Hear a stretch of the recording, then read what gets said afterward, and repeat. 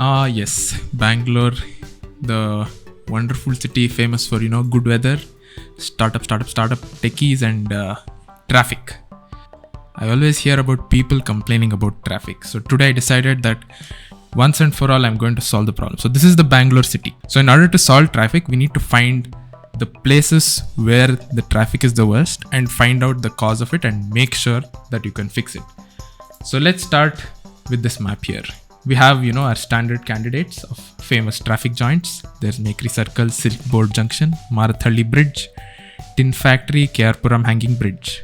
And who are the people who complain the most about traffic? They're all these tech dudes. So where are the tech parks? Let's see. The Whitefield Tech Parks. Okay. Marathalli Tech Parks. Okay. Electronic City Tech Parks. Okay.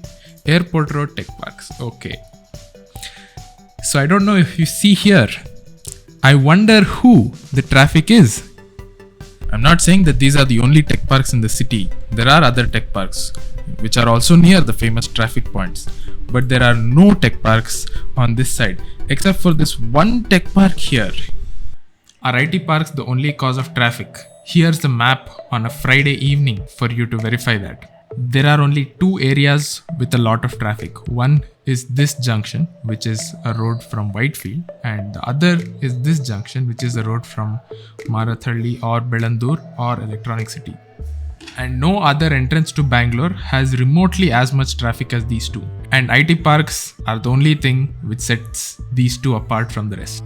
So why were all the tech parks built only on this side? So for that, let's look at when they were built. In 1984, this is how Bangalore city was. And in 2020, this is how it is.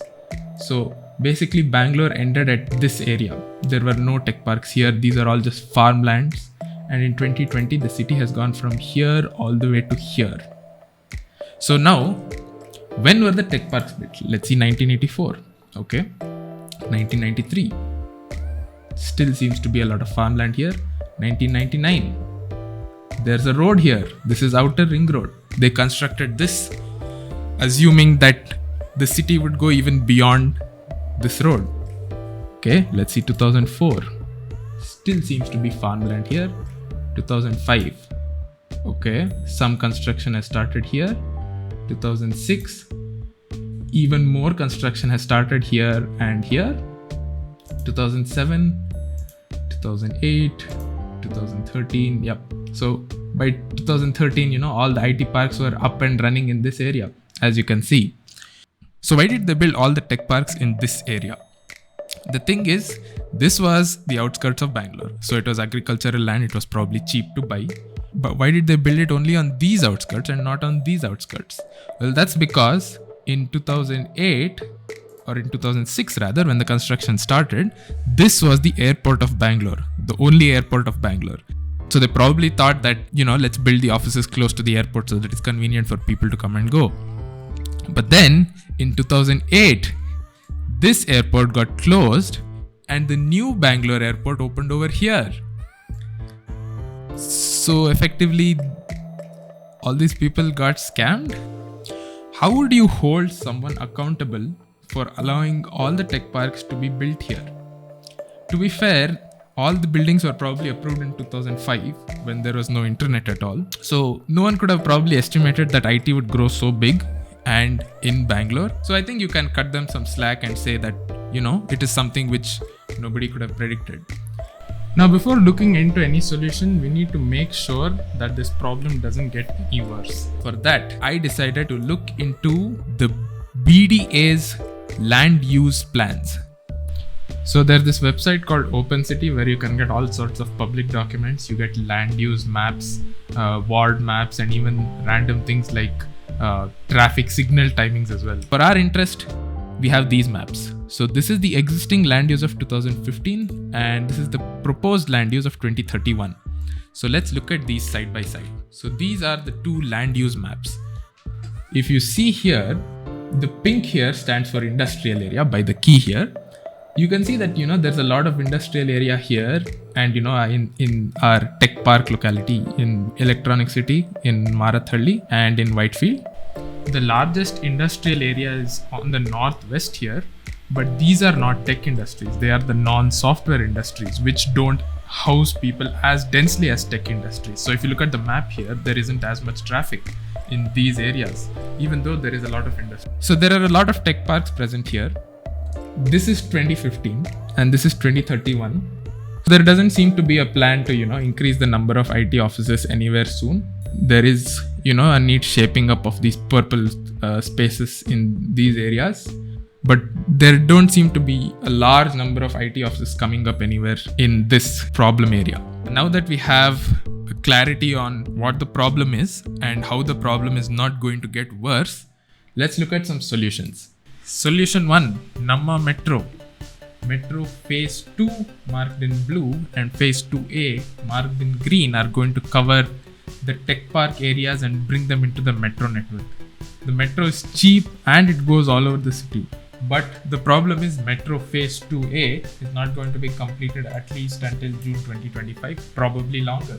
But once the metro is built, this will solve the problem for everyone who live and work near a metro station.